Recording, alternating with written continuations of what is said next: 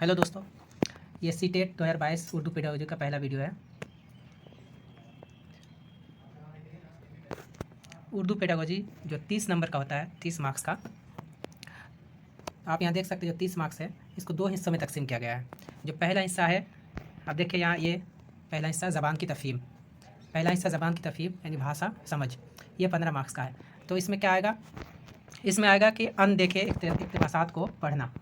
इसमें 2 पैराग्राफ दिया जाएगा जिसको उर्दू में इक़्तिबासात कहते हैं।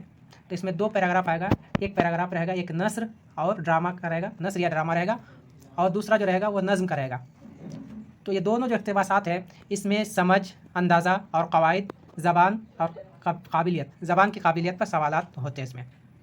और जो नस्र वाला जो हिस्सा है उसमें अदबी, साइंसी, बयानिया या बहसी हो सकता है इसमें। तो कोई कंफर्म नहीं किया है, इसमें साइंसी भी हो सकता है, अदबी भी हो सकता है, इसमें कोई भी 2 पैराग्राफ इसमें पूछा जा सकता है। और इसमें जो दूसरा हिस्सा है, जैसा कि आप यहाँ देख सकते हैं कि दूसरा जो हिस्सा है ज़बान की नशोनुमा का इल्म तदरीस, ये 15 मार्क्स का आएगा। तो ये आप सिलेबस देख सकते हैं, इसमें पूरा नंबर 1, 1, 2, 3, 1, 2, 3, 4, 5 इस तरह से ये सिलेबस है। आप लोग सिलेबस देख लीजिएगा, हम सिलेबस के बारे में आज बात नहीं करेंगे। हम सबसे पहले हम देखेंगे जो पहला जो टॉपिक हमारा, जो पहला मौजू है इस उर्दू सिलेबस का, जो उर्दू पेडागोजी का जो पहला टॉपिक है, हम उसके बारे में बात करेंगे। तो इसमें देखते हैं कि पहला जो हमारा टॉपिक है, पहला मौजू जो है वो है ज़बान की आमोजिश और इक्तिसाब। तो आइए अब हम देखते हैं कि ज़बान क्या है, इक्तिसाब क्या है और आमोजिश क्या है।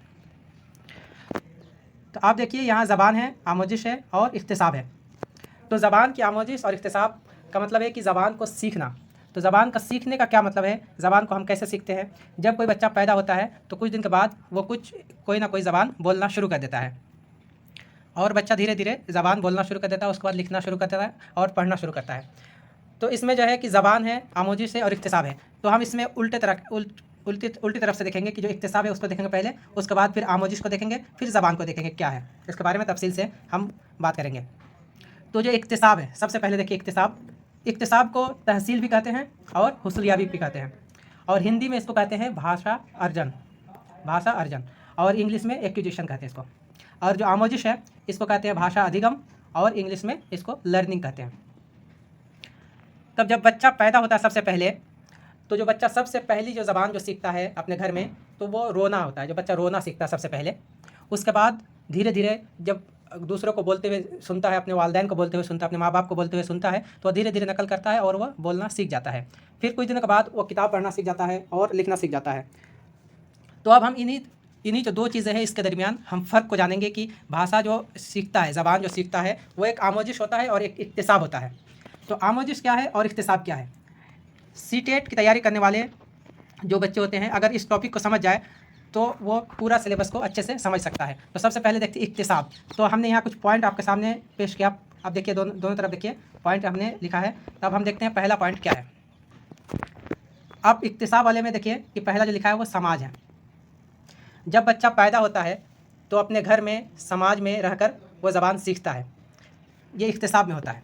लेकिन आमोजिश में क्या होता है, वो किताबों के ज़रिए सीखता है, बच्चा किताबों से सीखता है ज़बान को। और इक्तिसाब में देखिए आपकी नकल है, ये नकल।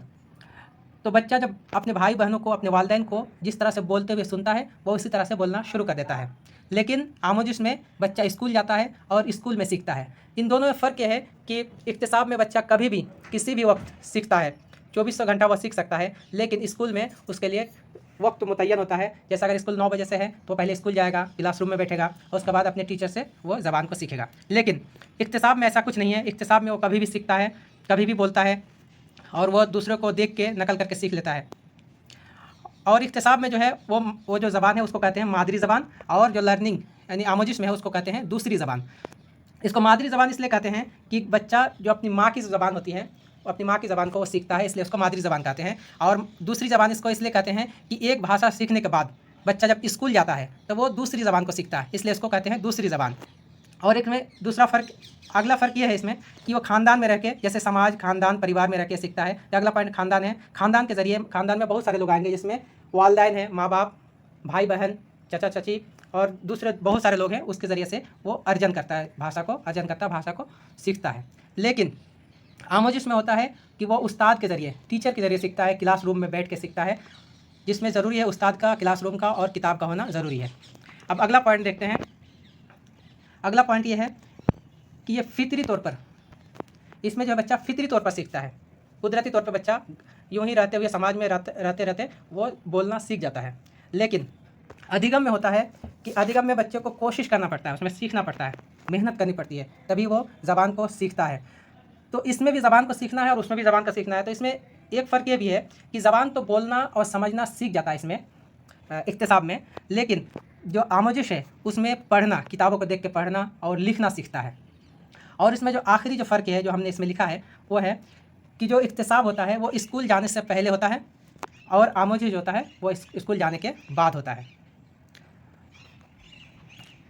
तो इसमें जो बुनियादी फ़र्क है हमने आपके सामने बयान किया।